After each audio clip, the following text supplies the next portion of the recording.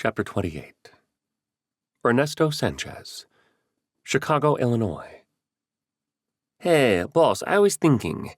I told you, don't call me that. My name is T-Money. Whatever. Your name was Tyler Mahoney. You hadn't been T-Money in months. That dude was tough as nails. You're about as tough as a churro. If that nurse didn't stop by every few days, you'd be dead and I'd be running your empire.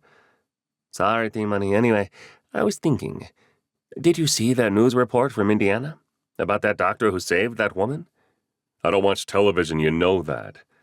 He pointed to a bank of computer monitors.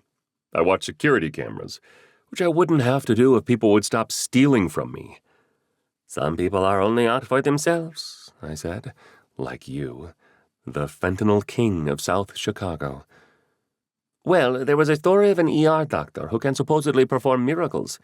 They say he saved a kid dying of asthma and brought back a woman who died after having twins, all in the same shift. Well, good for him. And them, I guess. How does that affect me?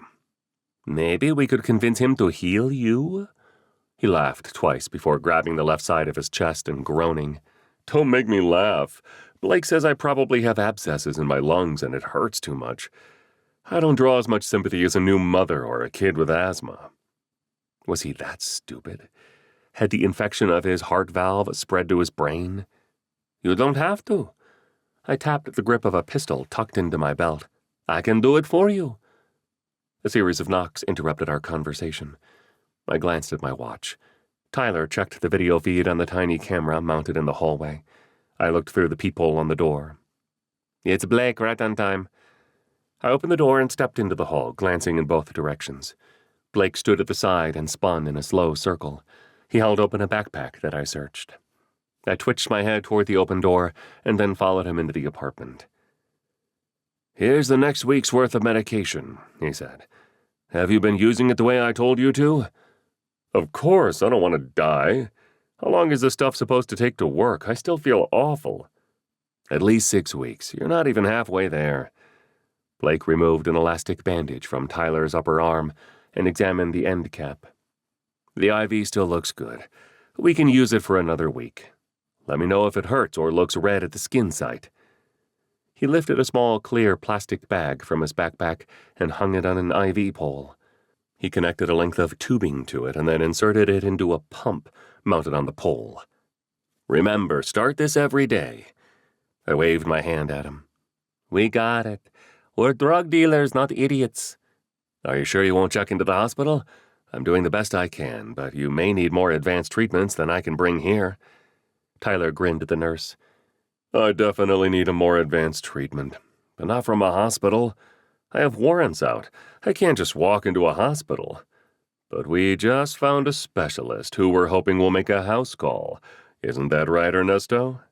That's right, T-Money. In fact, he was just about to leave to go get him. Give Blake his reward before you go. I nodded and entered the smaller bedroom. I kneeled down next to the bed and pulled on the lamp cord plugged into the double outlet. The entire fixture and the wiring behind it slid from the rectangular hole in the wall. I reached in and felt around until I found it. The bag slid through the hole in the wall after a little wiggle. I reached into it and removed 5 small plastic baggies. This should hold him until next week. Or kill him if he used it too quickly. Maybe he would clean his skin better than Tyler and skip the bacteria-covered heart valves. I stuffed the baggies in my shirt pocket and placed everything back into the wall. Here, I said, tossing the drugs toward the addicted nurse. See you in a week. Not if the consultant does what we hope, said Tyler. Good luck. If it works, there's probably other people who would pay good money for his services. Let me know. He held the bags up to his face and inhaled. Pleasure doing business with you. Tyler waited for him to leave before speaking. Ernesto, if you ever found a genie in a bottle, what would you do? Ask for infinity wishes. That's easy. Sure, but what if you could take it further? Maybe sell those wishes to the highest bidder?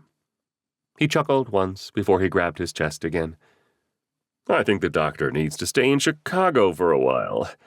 He might just be our new money maker.